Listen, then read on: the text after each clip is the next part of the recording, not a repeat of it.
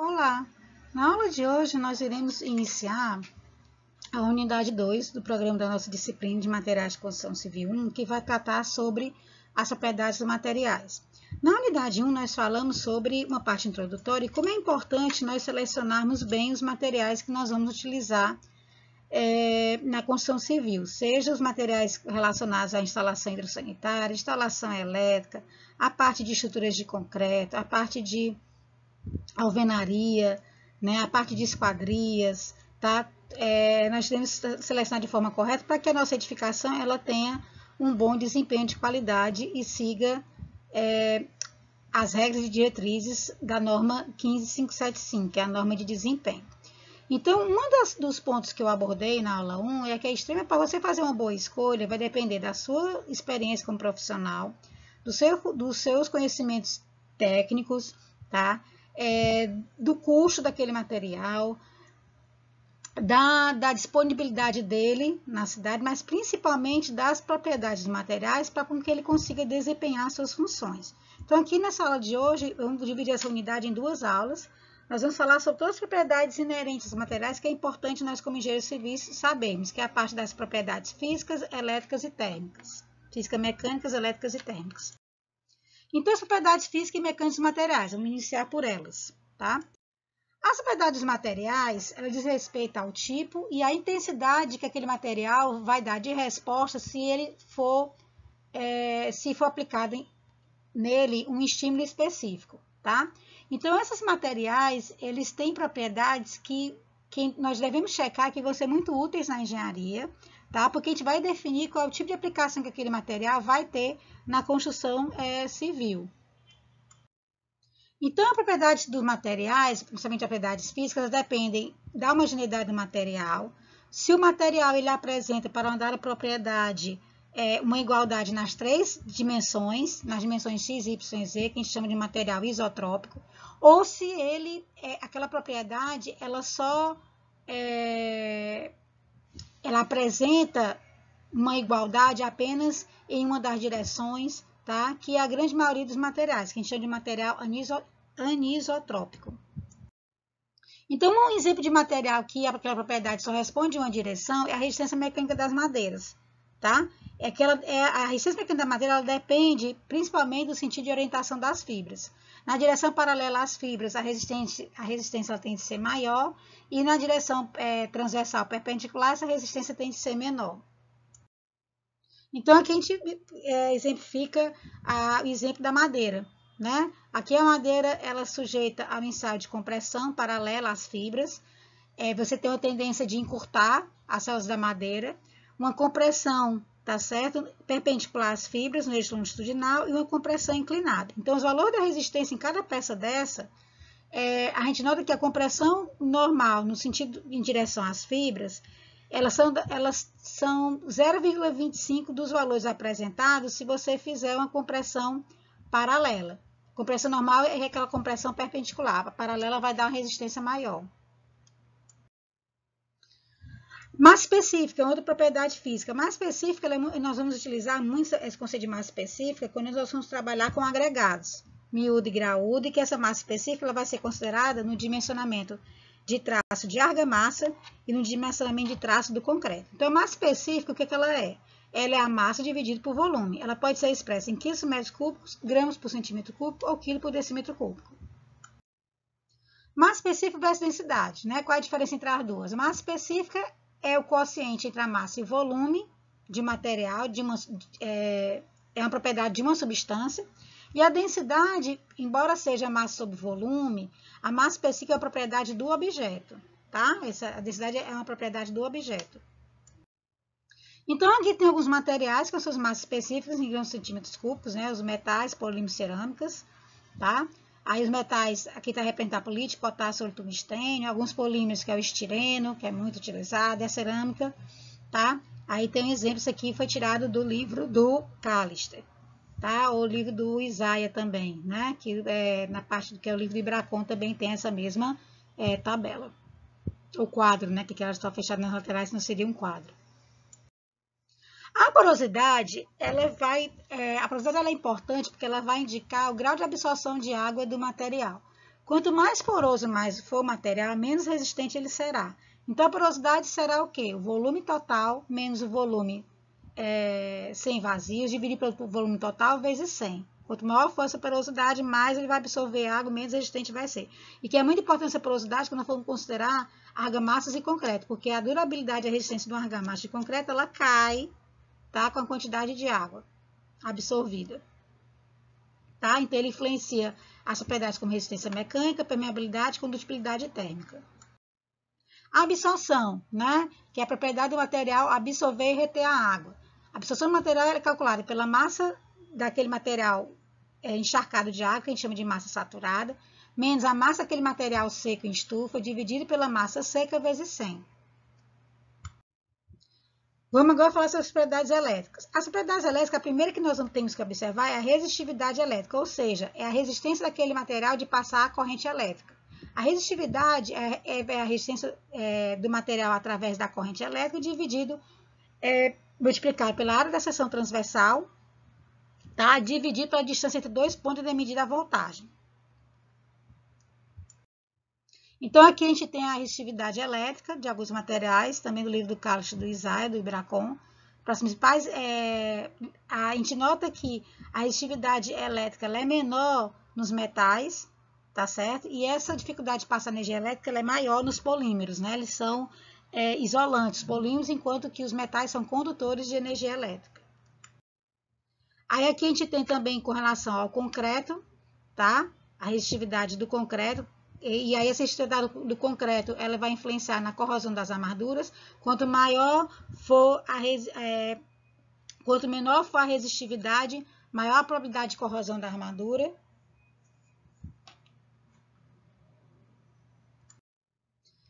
E uma vez que o material pode tornar difícil a passar de energia elétrica, ele também pode tornar essa passagem, essa possibilidade de passar a corrente elétrica também fácil, que é o inverso da resistividade, que a gente chama de condutividade elétrica, que é o inverso da resistividade. Tá? Então, aqui a gente tem vou chamar de uma régua, né? Que ela classifica os materiais em isolantes, semicondutores e condutores de energia elétrica de acordo com essa condutibilidade térmica, tá? Elétrica, desculpe. Então, os materiais isolantes são geralmente os PVCs, tá certo? A borracha, madeira seca e os polímeros, tá? Os semicondutores são alguns metais, tá certo? E os condutores são o ferro, a liga de cobre, liga de alumínio, tá? Então, os fios de cobre são excelentes condutores elétricos, em que o cabeamento dele de borracha é um excelente isolante. Então, aqui nós vamos ver um vídeo, tá? Que ele fala sobre a condutividade dos materiais. Tá? Aqui ele vai mostrar vários, por exemplo, o ferro. Ele vai pegar o ferro e colocar na água, se acender a lâmpada, ele é um excelente condutor. Ó, toca aqui na água, excelente condutor. Tá?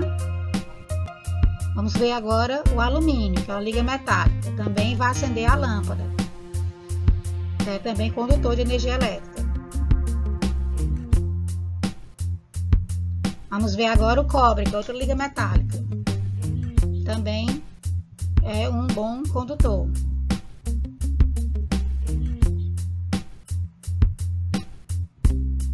Vamos ver agora zinco, também uma liga metálica. Como é um metal, também vai acender a lâmpada. Também bom condutor de energia elétrica. Agora vamos ver a madeira. A madeira é para ser isolante. Se ele é um isolante, ele não vai acender a lâmpada. Então, ó, é um bom isolante.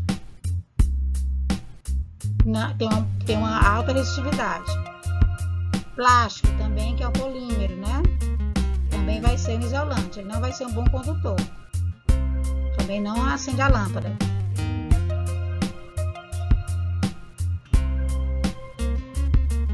Água potável.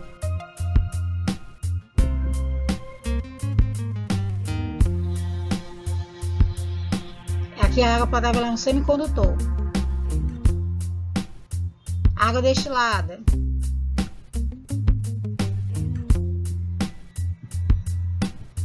Também não vai ser condutor de energia elétrica. Etanol, que é o álcool.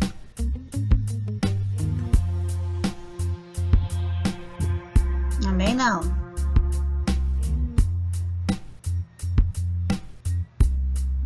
Cloreto de sódio, o famoso nosso sal de cozinha. Também não é um condutor de energia elétrica.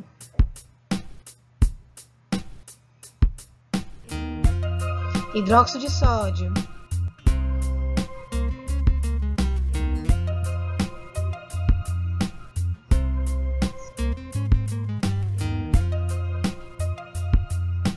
Carbonato de cálcio. Também não é um condutor.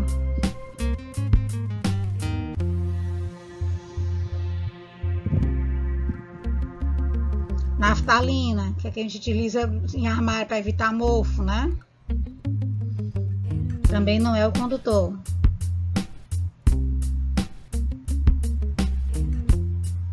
Sacarose, que é um açúcar, adoçante. Também não é condutor. Hidróxido de sódio fundido, também. Aí é um condutor elétrico, porque é uma liga metálica. Vai também propriedade dos metais, né? Agora vamos ver se a gente misturar a água com açúcar, se ele é um condutor ou se ele não conduz energia elétrica.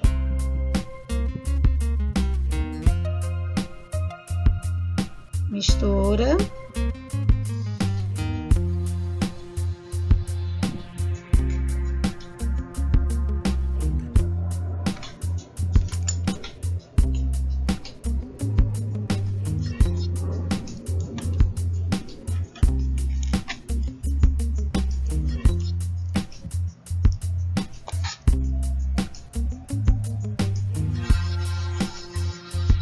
Também não é o condutor.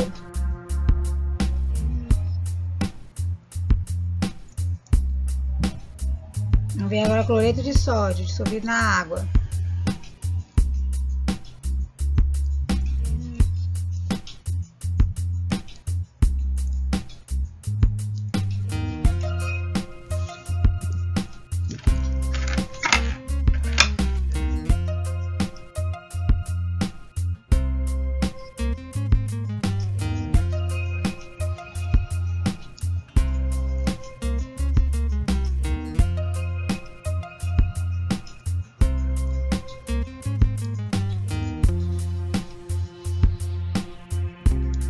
Esse já é um bom condutor.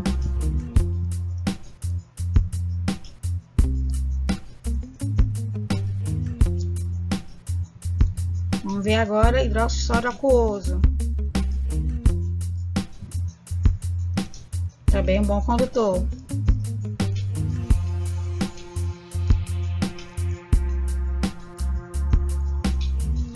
Vamos ver solução aquosa agora com álcool, com etanol.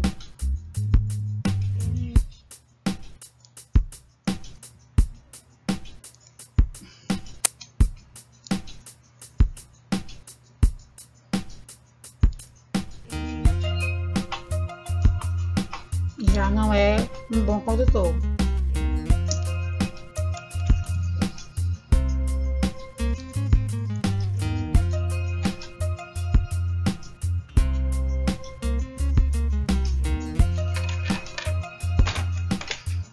Pronto, e assim a gente termina o nosso vídeo, tá? Então, agora vamos falar sobre as propriedades térmicas, tá certo? As propriedades térmicas é aquela propriedade que vai acontecer a transferência de calor entre dois materiais. Essa transferência de calor ela pode ser de três formas. A convecção, que é quando você coloca assim, tem um fogo, né, uma fogueira, você coloca a mão em cima da fogueira, você sente aquele calor, tá? A condução, que é quando você pega uma peça metálica, por exemplo, uma panela que está no fogo, e que ela tenha a haste dela metálica, quando você pegar, você vai conduzir calor para a sua mão, né? Você pode se queimar. Ou então através da irradiação, que também é um pouco parecida com a convecção. Então, a capacidade térmica de um material, tá certo? vai ser a possibilidade daquele material em absorver calor, a propensão daquele material absorver calor da sua vizinhança externa, tá certo? Então, essa capacidade térmica, ela vai ser a energia exigida dividida pela variação de temperatura, e ela vai dar sempre em calorias por graus Celsius, tá? A condutividade térmica é o que ela vai ser o que? A capacidade de um dado material de transferir calor, tá? Então, a condutividade térmica, ela vai ser a condutividade térmica vezes a área da seção transversal dividida pela gradiente de temperatura através do corpo, tá? Então, aqui a gente tem alguns materiais e vamos colocar com relação... E essa propriedade térmica é muito importante para ambientes, tá? Do que, por exemplo, você tem um quarto da tua edificação que ela é exposta à incidência do sol direta, então isso vai tornar aquele cômodo mais quente e a gente tem que tentar tornar com que ele fique mais agradável, diminuir a temperatura interna dele. Então, aí vamos considerar fazendo parede interna ou então parede externa. Aí a gente tem, por exemplo, parede interna de concreto com espessura de 10 centímetros sem reboco. Então, ela vai ter uma condutividade térmica de 2,70. Uma parede já rebocada, 2 faces de concreto, aí já é baixa condutividade térmica, vai estar um pouquinho melhor. Quando você utilizar um bloco de tijolo com espessura de 12 centímetros rebocado das 2 faces, aí baixa, o conforto térmico ainda é melhor, é 1,90. E quando o bloco passar tem espessura de 25 centímetros, que ele é mais grosso, então a condutividade térmica dele baixa para 1,33, melhor ainda, tá? Para a parede externa, se você tiver tijolo cerâmico com espessura de 25 sem reboco, condutividade de 1,75. Tijolo cerâmico aí mais fino, de 12, rebocado nas 2 faces, 2,50. Então, essa condutividade térmica de pé de tijolo, se você utilizar um tijolo novo, comparar com um tijolo de 14, 16, o ambiente que tem com tijolo que foi feito com tijolo 14, 16 vai estar mais confortável termicamente do que um com tijolo mais fino, tá? E parede de concreto rebocada ou sem reboco, ela tem uma condutividade térmica maior, ela vai estar, aquele ambiente vai ser mais quente. Então, vamos falar agora sobre a expansão térmica. A expansão térmica é aquela propriedade que é relacionada àquele objeto. Diante de uma variação de temperatura, a temperatura aumenta, ele vai se expandir, e quando a temperatura diminui, ele se contrai. Isso é extremamente importante quando a gente trabalha com material cerâmico, tá certo? Porque o material cerâmico, a gente tem que fazer o rejunte, porque a cerâmica, diante do calor do dia, ela vai expandir, e à noite, quando a temperatura baixa, ela vai contrair. E aí, se não tiver o rejunte, o que vai acontecer com essa placa cerâmica do teu piso? Ela vai fissurar, tá certo? Então, é muito importante saber essa expansão térmica. Então, o coeficiente de expansão térmica, ela vai ser o quê? Vai ser a variação do comprimento, que é o comprimento final menos o comprimento inicial, sobre o comprimento inicial multiplicado pela variação de temperatura. Expansão de temperatura, a temperatura final menos a temperatura inicial. O coeficiente de expansão térmica volumétrica ele vai ser o quê? O volume final menos volume inicial, que é a variação de volume, sobre o volume inicial vezes a variação de temperatura, que é a temperatura final menos a temperatura inicial. Então, aqui a gente tem, um engenheiro irá construir um piso de concreto que ficará exposto ao ambiente, a máxima variação térmica no local, que é 30 graus, e a placa tem comprimento de 10 metros. Sabendo que o coeficiente é menos 10, qual é a variação do comprimento da placa? Então, você vai ser o quê? Vai ser o comprimento 1 sobre 10 a 5, vai ser o quê? Igual ao comprimento... vai ser a variação do comprimento, tá certo? Que você quer descobrir, dividido pelo comprimento inicial, que é 10, vezes a variação de temperatura, que é 30, tá certo? Então, quanto é que vai ser o teu, esse teu variação de volume, tá certo? Então, você vai ser 10 vezes 30, tá certo? Que dá 300, e vai dividir por 10 à quinta, né? 10 à quinta, ele é 10.000, ó. Então, você vai ter uma variação de comprimento de 0,03 metros, tá certo? Que se você multiplicar